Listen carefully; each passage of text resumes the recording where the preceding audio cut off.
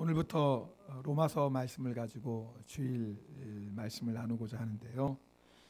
이 로마서는요, 사도 바울이 그 로마시에 있는 교회에 쓴 편지입니다. 바울이 이 편지를 쓸 때는요, 이제 3차 전도 여행 중에 고린도에 머물러 있었어요. 이제 곧 예루살렘으로 올라가는데 바울의 마음은 예루살렘이 아니라 이미 로마에 가 있었어요. 그래서 내가 로마를 간절히 보길 원한다 그랬습니다. 그럼 왜 바울은 그렇게 로마 교회에 가고 싶어 했을까? 몇 가지 이유가 있는데요. 첫 번째는 로마 교회는 어떤 사도가 직접 그곳에 가서 전도해서 복음을 가르쳐서 세워진 교회가 아닙니다. 여러분 사도행전 2장에 보면은 마가의 다락방에서 기도할 때 성령이 임하시잖아요. 네, 마침 그때가 오순절이었어요. 그래서 세계 각국에 흩어져 있던 유대인들, 경건한 유대인들은 유월절을 지키기 위해서 예루살렘에 다 모여 있었거든요. 그 중에서는 로마에서 온 유대인들도 당연히 있었지요. 그 오순절 사건을 통해 많은 사람들이 예수님을 믿게 되었고, 그래서 예수님을 믿은 다음에 로마에 가서 그곳에서 교회를 이제 개척해서 세운 겁니다. 그리고 로마에 있는 교회는 자생적인 교회였어요. 그러다 보니까 복음의 진리에 대해서 뭔가 부족한 게 있었어요. 사도 바울이 그 로마에 있는 교회에 편지를 써서 복음의 진리를 자세히 가르쳐 주고자 했습니다. 그러면 로마의 교회가 든든히 세워질 거 아니에요. 여러분 로마의 교회가 든든히 세워지면 당연히 로마시가 복음화될 것이고, 또 로마시가 복음화되면 로마 제국에 놀라운 복음의 역사가 일어날 거 아닙니까? 그리고 실제로 그렇게 되었잖아요. 바울이 그런 마음 때문에 로마에 가고 싶어 했습니다. 또 그 당시에 땅끝이 어디였냐면 사람들은 지금의 스페인을 땅끝이라고 생각했어요. 그래서 성경에는 서바나 그렇게 나와 있는데요. 그래서 바울은 로마 교회에 가서 로마 교회를 통해서 그 당시 땅끝이라고 생각했던 스페인에 가서 복음을 전하고자 했어요.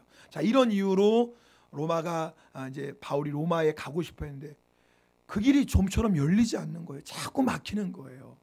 사도 바울이 안 되겠다 싶어서 먼저 로마에 있는 교회에 복음의 진리를 바로 가르쳐 줘야 되겠다 해서 보낸 편지가 뭐예요? 로마서예요. 로마서는요, 성경 66권 중에 복음의 진리에 대해서 가장 정확하게 설명해 주고 있는 성경입니다. 그래서 복음의 정수 그렇게 얘기합니다. 그래서 어떤 성경학자는요, 이런 말까지도 했어요. 성경 66권 중에 모든 성경이 다 사라져도 로마서 한 권만 남는다면 그 로마서를 통해서 나머지 성경을 다시 쓸 수 있다라고 말할 정도였어요. 그리고 어떤 성경학자는 성경을 하나의 반지로 비유하자면 로마서는 그 반지의 보석과 같다 그랬어요. 자, 이 정도 말씀드리면 로마서가 얼마나 성경 안에 모든 성경이 다 하나님의 말씀이지만 얼마나 중요한 자리를 차지하는지 여러분이 이해하실 것 같아요. 근데 이런 이유 때문에 제가 로마서를 전하려고 했던 건 아니에요. 사실은 오히려 제가 부담이 되었어요. 이렇게 복음의 정수를 가르쳐주고 성경 중에 성경이라고 하는 로마서인데 아무래도 제가 성경에 대한 이해, 또 성경에 대한 지식이 더 깊어지고 또 성경 보는 제 관점도 더 넓어지고, 그리고 제가 또 신앙 인격이 더 성숙해지고, 그런 다음에 로마서를 전하는 것이 저나 성도님들에게 유익이 있다 그런 마음이 들었어요. 그래서 사도행전 말씀을 끝내고 어디 말씀을 전해야 되나 그럴 때 제 마음이 로마서가 왔는데 제가 선뜻 로마서 말씀을 전하겠다고 결정을 하지 못했어요. 그러다가 제가 두 목사님 때문에 오늘 로마서를 전하기로 결단을 했어요. 오늘 로마서 시작하는 시간이니까 여러분 좀 서론이 길더라도 들어주시면 감사하겠어요. 제가 로마서 내가 아직 전할 때가 아닌 것 같아 망설이다가 지금은 하늘나라 가셨지만 오카노 목사님의 로마서 서문을 읽다가 제가 로마서를 전하겠다는 용기를 얻었습니다. 그대로 읽어드릴게요. 나는 앞으로도 로마서를 한두 번은 더 설교하고 싶다. 완전한 해설, 완전한 설교란 어느 시대에도 없었다. 우리는 다 부분적으로 알고 부분적으로 말할 뿐이다. 그러나 불완전한 설교자의 부분적인 진리를 가지고도 기쁘게 일하시는 성령이 계심을 감사한다. 우리의 기도를 온전케 하시려고 늘 탄식하시는 성령께서 나의 설교도 하나님의 살아있는 진리 되게 하시려고 오늘도 탄식하고 계심을 감사하고 있다. 이 말씀은 용기가 생기더라고요. 그렇지. 여러분, 제가 아무리 로마서를 잘 안다고 해서 로마서의 말씀을 온전히 다 깨달을 수 있겠습니까? 교만이죠. 제가 앞으로 100년 동안 목회한다고 해서 로마서의 진리를 하나도 남김없이 다 알 수 있겠습니까? 그럴 수 없지요. 아마 제가 앞으로 로마서 말씀을 전하다가 아쉬움이 많을 것 같아요. 이 말씀 가지고 이렇게 설교했으면 더 좋았을 텐데. 아마 그런 아쉬움이 많을 것 같아요. 근데 제가 용기를 얻었어요. 그런 아쉬움이 많으면 나중에 한 번 더 설교하면 되지. 여러분들은 한 설교 또 한다고 지겨워하실지 모르겠지만, 제가 오늘 이 말씀을 드리는 이유가 있습니다. 여러분이 앞으로 로마서 말씀을 들을 때 함께 기도를 많이 하자는 겁니다. 여러분, 물론 설교자도 설교 말씀을 위해 기도를 많이 하죠.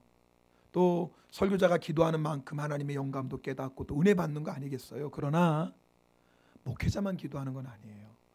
여러분들도 주일 예배를 기도하시겠지만 특별히 로마서 말씀을 들 때 많이 기도하십시오.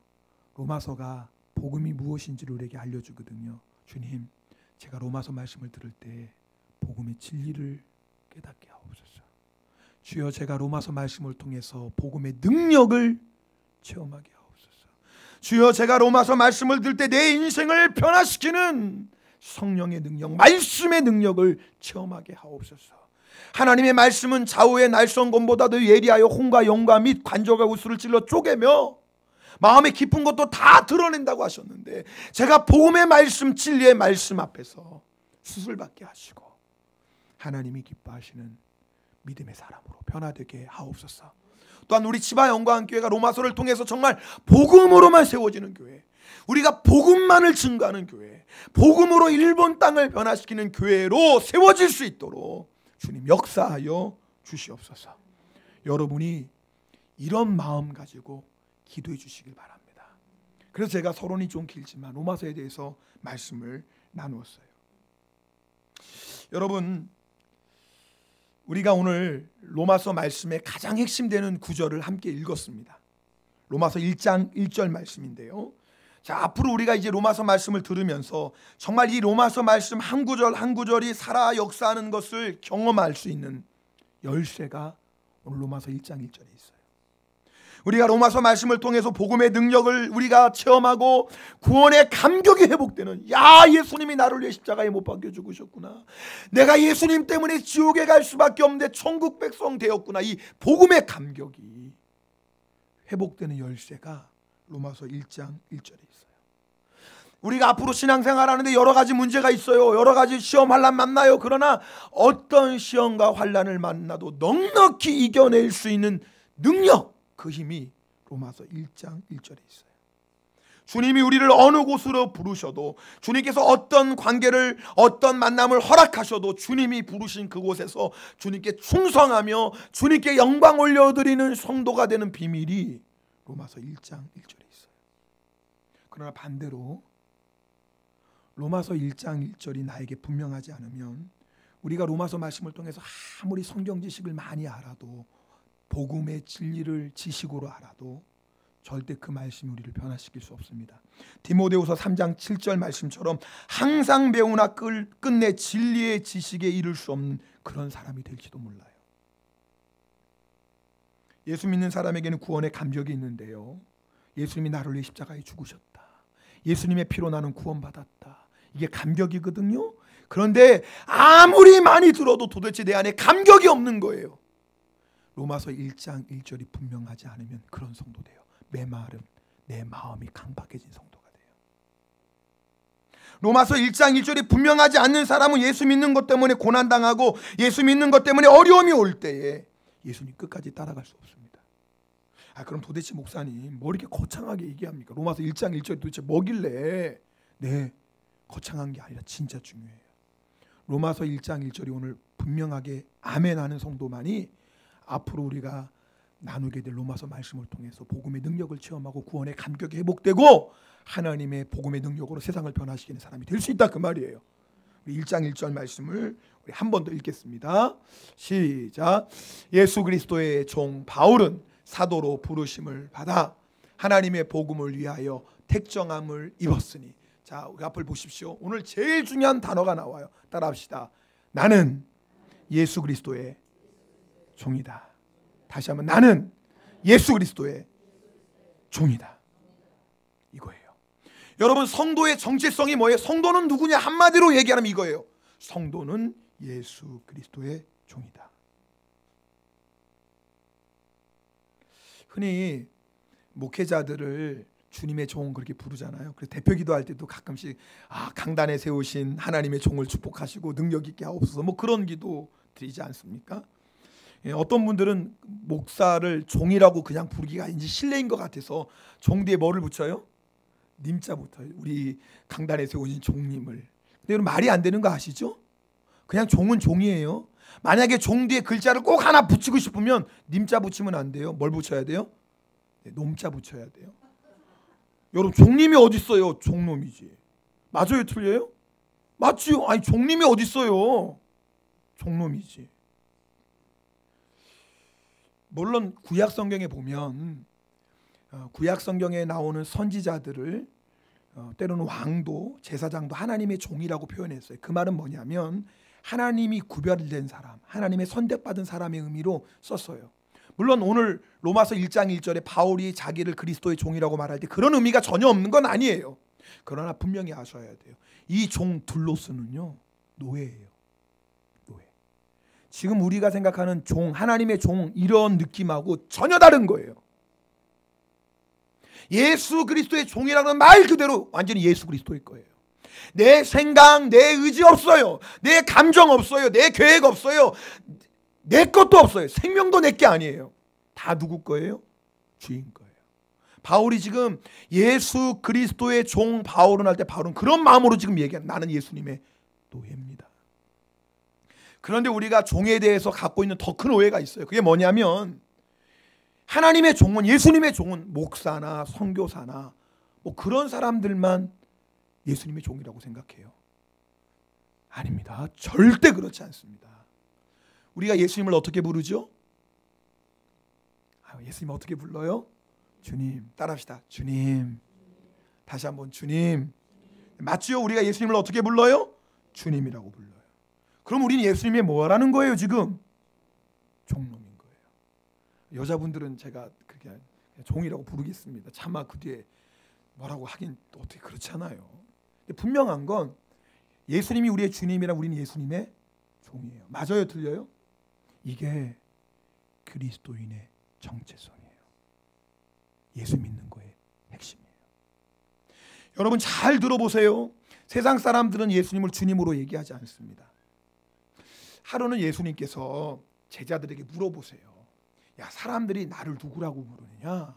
그 제자들이 얘기해요. 어떤 사람은 세례 요한이라고 그러고요, 어떤 사람은 엘리야라고 그러고요, 어떤 사람은 예레미야 아니면 선지자 중에 하나라고 얘기해요. 다 이게 무슨 얘기예요? 예수님은 위대한 선생입니다라는 얘기예요. 지금도 세상 사람들이 예수님을 그렇게 얘기하죠. 예수님이 누구냐고 물으면 4대 성인 중에 하나죠. 공자처럼, 또 뭐 석가처럼, 마호메트처럼, 예수님이란 분은 세계 4대 성인 중에 하나예요. 그렇게 얘기해요. 위대한 선생으로, 존경하는 선생으로 얘기해요. 그들은 예수님을 주님이라고 부르지 않아요. 세상 사람과 성도의 결정적인 차이가 이거예요. 여러분 아셔야 돼요. 여러분 성경을 아무리 많이 알아도, 교회를 수십 년 다녀도, 아무리 선한 일을 많이 해도, 세상에서 아무리 존경받는 사람이라도 예수님을 주님으로 고백하지 않는 사람은 구원받지 못했어요. 내가 구원받을 사람이냐 아니냐를 결정하는 한 가지가 뭐냐면 예수님이 나의 선생이냐 아니면 나의 주님이냐, 그 말이에요. 이것이 성도의 정체성이에요. 오늘 여러분들은 다 예수님을 주님으로 고백하십니까? 진정으로 고백하십니까? 네, 그러실 거예요. 그러니까 오늘 주일 예배 나왔죠. 그러나 한 가지 제가 더 물어보고 싶어요. 여러분은 예수님의 종으로 살고 있습니까?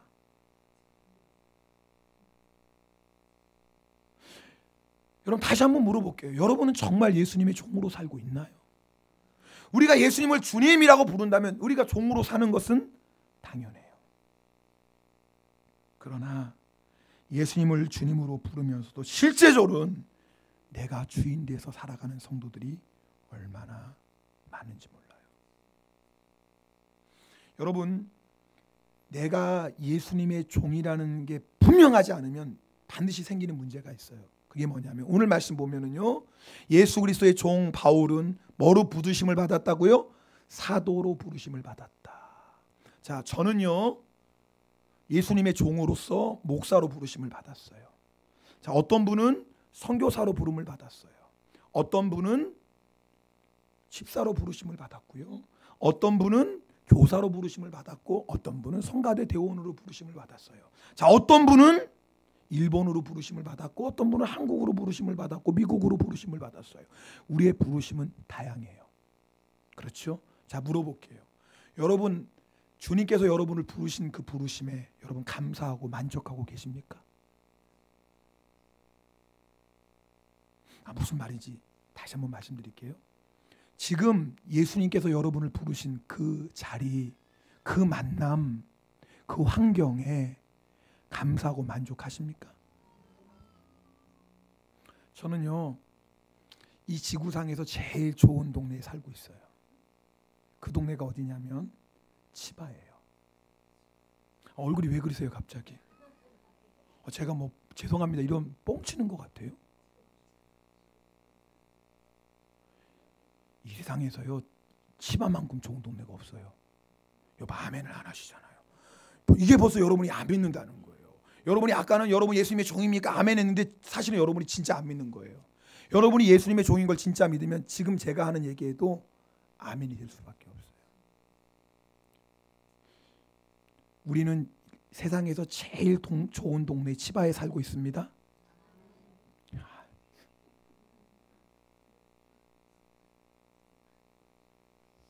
만약에 제가 요코하마로 가면 그 순간부터 이 세상에서 제일 살기 좋은 동네는 어딘 줄 아세요? 요코하마입니다. 제가 만약에 지금 미국 뉴욕으로 간다. 그럼 이제부터 제가 이 세상에서 살기 제일 좋은 땅은 어디예요? 뉴욕입니다. 반대로 제가 지금 사하라 사막에 간다. 그러면 이 세상에서 제일 살기 좋고 아름다운 땅은 어딘 줄 아세요? 사하라예요. 오늘 제가 지금 무슨 말씀 드린 줄 알겠어요? 여러분이 지금 만나고 있는 사람이 세상에서 제일 좋은 사람입니다. 조금 이해하셔서 이제 아멘이 나와요. 지금 여러분 치바 영광교회에서 함께 예배드리고 있는 성도들이 이 세상에서 제일 좋은 성도들입니다. 저는요 이 세상에서 제일 좋은 성도들하고 신앙생활하고 있습니다. 제가 좀 낯이 간지럽지만 이런 말 할게요. 여러분은 세상에서 제일 좋은 목사하고 신앙생활하고 있습니다. 지금 여러분하고 살고 있는 남편이 세상에서 제일 좋은 남편이에요. 지금 여러분이 살고 있는 아내가 세상에서 제일 좋은 아내예요. 아니, 남자분들은 아멘 안 하네. 아멘 잘해야 돼. 이럴 때 반찬이 달라진다니까요. 제가 지금 무슨 말씀 드린 줄 알겠어요? 부르심은 사람마다 다 달라요. 그러나 나를 부르신 분이 누구예요? 예수 그리스도. 부르심은 사명으로 얘기할 수 있어요. 하나님 우리에게 맡기신 일들은 다 달라요. 그러나 주님이 나를 어느 자리에 부르셨고, 어느 나라에 부르셨고, 어떤 환경에 부르셨고, 어떤 만남 가운데 부르셨어도 그 만남이, 그 환경이, 그 자리가 제일 행복한 자리예요. 이것이 예수 그리스도의 종인 것을 믿는 사람만 가능해요. 왜요? 종이 어디 가는 건 누가 결정해요? 주인이 결정해요. 종이 주인님 저 오늘 저기 가고 싶습니다. 보내 이런 종이 있어요 없어요? 우리는 지금 그럴 수 있다고 생각하지만 여러분 지금 사도 바울이 로마서 썼던 그때를 생각하셔야 돼요. 여러분 그 당시에 어떤 얘기를 했냐면 사람들이 당나귀와 노예는 똑같다 그랬어요. 단지 당나귀와 노예의 차이점이 있다면 노예는 말할 수 있고 당나귀는 말할 수 없다는 거다. 그게 로마 사람들이 생각하고 있었던 노예에 대한 개념이에요. 그러니까 노예가 저 어디 가고 싶어요? 말할 수 있나요? 있을 수도 없는 일이에요. 자, 노예도 결혼했죠? 그럼 누가 결혼시켜 주는 거예요? 주인이. 너 오늘 저기 너 저 이쁜이랑 결혼해? 그러면 그냥 아멘인 거예요. 저 이분이 싫은데요. 저는 꽃님이가 더 좋은데요. 이럴 수 있나요? 상상할 수도 없는 거예요. 자, 그러나 우리 오늘 기억해야 될 게 있어요. 우리의 주인 되신 예수님은 너무나 좋으신 분이에요. 얼마나 좋으시냐면 우리를 사랑해서 생명까지 버리셨어요. 자, 우리를 그렇게 사랑하는 주님이 우리를 어느 곳에 보내셨다면 그 자리가 우리에게 가장 좋은 자리일까요? 안 좋은 자리일까요? 우리를 생명 버려 사랑하시기까지 하신 주님이 어떤 만남을 허락하셨다면 그 만남이 가장 좋은 만남일까요? 아닐까요? 여러분, 오늘 지금 제가 드린 말씀 이해하세요? 왜 예수 그리스도의 종이라는 믿음이 중요한지 이게 있어야지 주님이 나를 어느 곳에 부르시고 어떤 만남을 허락하시고 어떤 상황 속에 보내셔도 뭐예요? 감사하고 만족해요. 행복은요, 여기에서 오는 거예요. 궁궐 같은 집에 살아도요, 감사하고 만족하지 못하는 사람은 행복하지 못해요. 여러분, 사람의 욕심이 끝이 없는 거 아시죠? 아무리 좋은 것 먹고 좋은 것 입고 좋은 곳에 살아도요, 사람의 마음은 채워지지가 않아요. 성경에 보면 초대교회에 7명의 집사님들이 나와요. 그 중에 스데반 집사님과 빌립 집사님, 여러분 아시죠? 스데반 집사님도 예수님의 종이고 빌립 집사님도 예수님의 종이에요. 그러나 두 사람의 부르심은 달라요. 스데반 집사님은 복음을 전하다가 돌에 맞아 순교하는 것이 부르심이었고, 빌립 집사님은 이곳저곳 돌아다니면서 복음을 전하고요, 나중에는 가이사라에 정착해 그리고 딸 넷을 뒀어요. 그러니까 비교적 뭐예요? 스데반 집사님에 비하면 정말 평탄한 인생을 살았던 거예요. 부르심이 달라요. 근데 이런 걸 한번 생각해 보세요. 스데반 집사님이, 하나님, 저는 빌립이 부러워요. 주님, 저도 빌립처럼 큰 고난 없이 평탄하게 복음 전하며 살고 싶어요.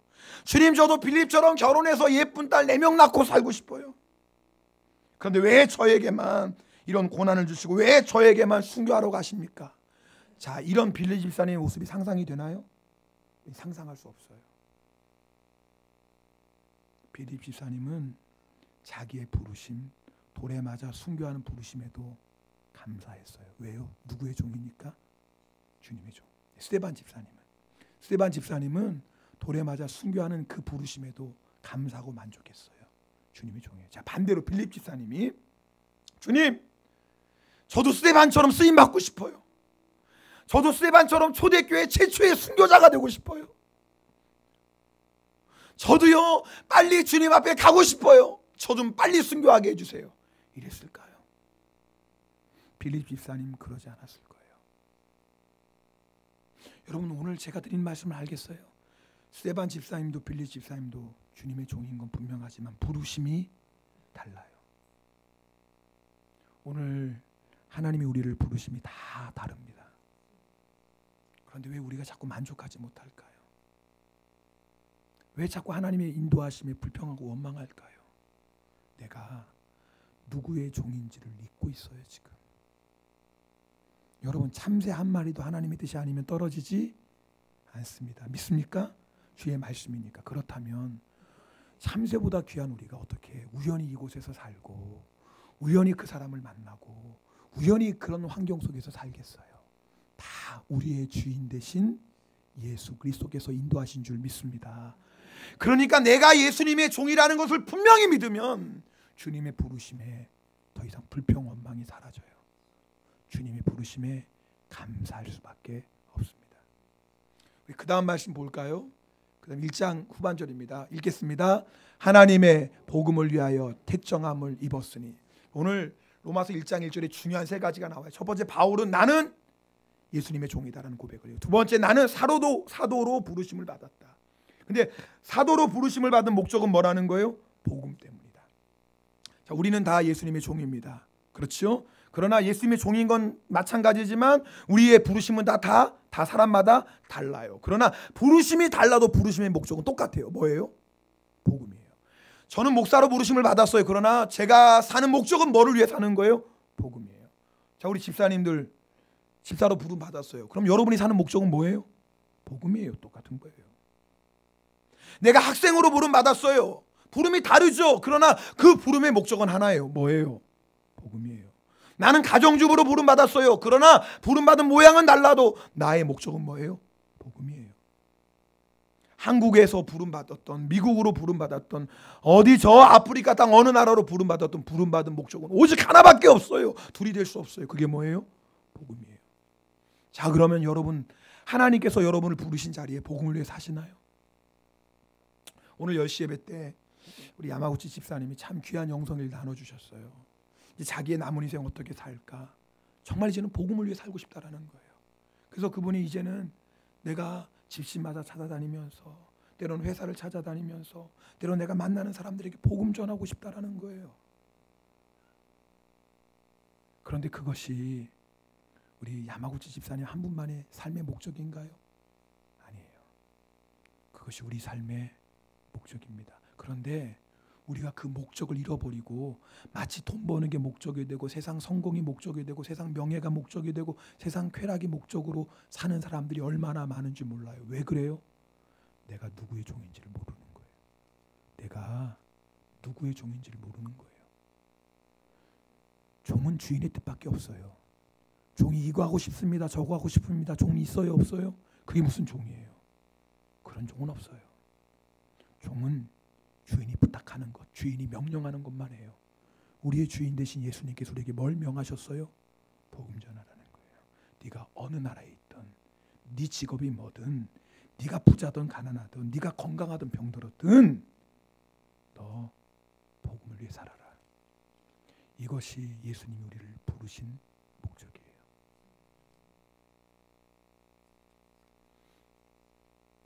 여러분, 종은 자기의 것이 없어요. 자기의 것이 없는 사람의 특징이 하나 있습니다. 걱정이 없어요. 홈리스들 걱정 없죠? 여러분 아시죠? 홈리스 분들을 재활하는 시설들이 있잖아요. 그런데 재활하는 시설들에 들어갔다가 금방 다시 나온대요. 대부분의 분들이. 왜냐하면 간섭받기 싫다라는 거예요. 홈리스일 때는 걱정이 없다는 거예요. 배고프면 먹고, 먹을 게 없으면 굶고, 자고 싶으면 자고. 우리 생각에는 저 홈리스 저분은 얼마나 걱정, 염려, 근심이 많을 건데 홈리스 분들은요, 무엇을 먹을까, 무엇을 마실까, 무엇을 입을까 절대 걱정하지 않습니다. 왜요?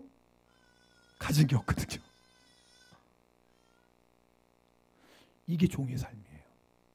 여러분, 우리가 예수님을 정말 주님으로 믿으면 우리 안에 나타나는 모습이 있어요. 그게 뭐냐면 걱정, 근심이 없어요. 먹을 거 걱정하는 종이 있을까요? 없죠. 먹을 걸 왜 걱정해? 누가 주는데? 주인이 주는데. 여러분, 오늘 이 말씀 잘 들어보세요. 종에게는요, 걱정, 근심이 없어요. 종은 가진 게 하나도 없거든요. 종이 가진 건 다 누구 거예요? 주인 거예요. 그래서요, 걱정, 근심이 없어요. 누가 책임져 줘요? 주인이. 여러분 믿습니까? 자, 예수님을 정말 주님으로 고백하고 내가 예수님의 종이라고 믿는 사람은요, 걱정, 근심이 없어요. 내 인생은 누구 거예요? 누구 거죠? 그럼 누가 책임져 줘요? 주인이. 만약에 내 인생의 주인이 나라면 내 인생 누가 책임져야 되죠? 네, 내가 책임져야 돼요. 맞죠? 내 인생의 주인이 내가 되면 내 인생은 내가 책임져야 돼요. 그래서 만 가지 걱정, 염려 속에 사는 거예요. 왜 우리가 걱정, 염려가 이렇게 많죠? 내가 주인이라고 생각하는 거예요. 예수님을 주님이라고 얘기는 하지만 무엇을 먹을까, 무엇을 마실까, 무엇을 입을까, 어디에 살까, 누구를 만날까, 무슨 일을 할까 다 걱정이에요. 왜 걱정이죠? 내가 책임져야 되니까. 내 힘으로 살아야 되니까. 내 능력으로 살아야 되니까. 내 지혜로 살아야 되니까. 그러나 예수님이 종이 되면 그 순간부터 걱정, 염려가 없어져요. 왜요? 내 인생에 책임져 주실 분은 누구예요? 주인이에요. 이것이 그리스도인의 평안입니다. 종은 자기의 것이 없어요. 그래서 두려운 게 없어요. 여러분, 왜 우리가 두려워한 줄 아세요? 잃어버릴까 봐 두려워요. 내 생각대로, 내 계획대로 안 될까 봐 두려워요. 여러분, 스케줄 있는 종 보셨어요? 내 스케줄이 오늘은 주인님 좀, 그런 종 보셨나요? 아니, 종이 스케줄이 어디 있어요? 종은 주님의 뜻대로만 살 뿐이에요. 왜 우리가 여러분 두려워하는 줄 아십니까? 내 계획대로, 내 생각대로 안 될까 봐. 왜 우리가 두려운 줄 아세요? 내 힘으로, 내 지혜로, 내 능력으로 감당할 수 없는 문제를 만날까 봐 그게 두려워요. 작은 병은 두렵지 않아요. 병원 가서 고치면 되니까. 근데 암이면 어떡해? 이건 못 고치는데. 그래서 두려운 거예요. 그래서 두려운 거예요. 내 힘으로, 내 능력으로 감당할 수 없는 일을 만날까 봐 우리는 늘 두려워해요. 왜요? 내가 주인이니까 내 힘으로 그 문제를 해결해야 되잖아요. 근데 내가 해결 못할 문제를 만나면 어떻게 해요? 그게 두려운 거예요. 그게 두려운 거예요. 그래서요, 내 인생의 주인이 나인 사람은 늘 두려움 가운데 살아가요. 돈이 많으면 많은 대로 두렵고요, 건강하면 건강한 대로 두려워요. 잃어버릴까 봐.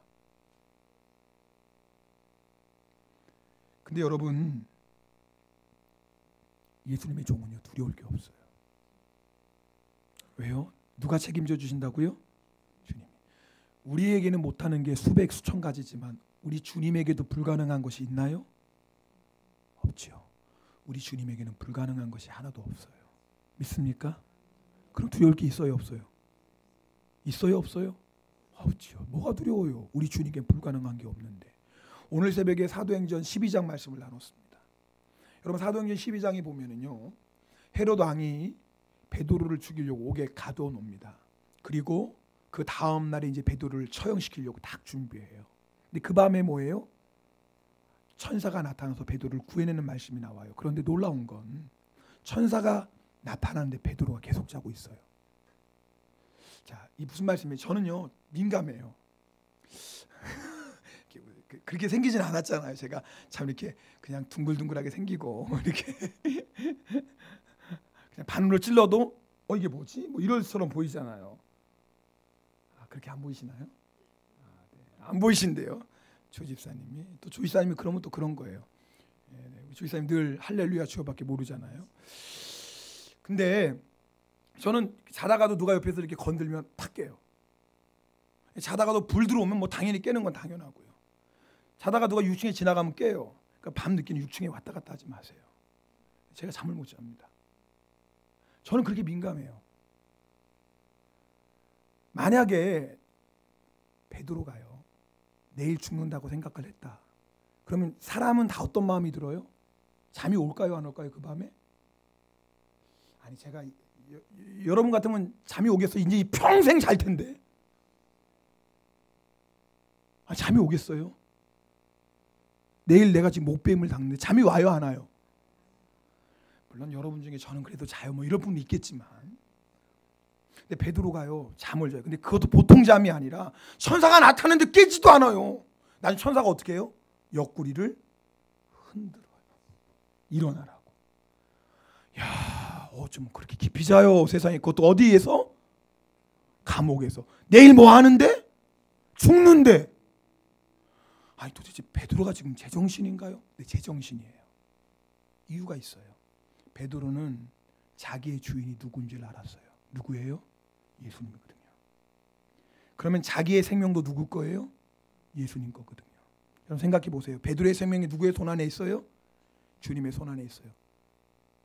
사람이 빼앗을 수 있나요? 주님이 허락하지 않으면 예수님의 손 안에 있는 베드로의 생명을 누가 빼앗을 수 있나요?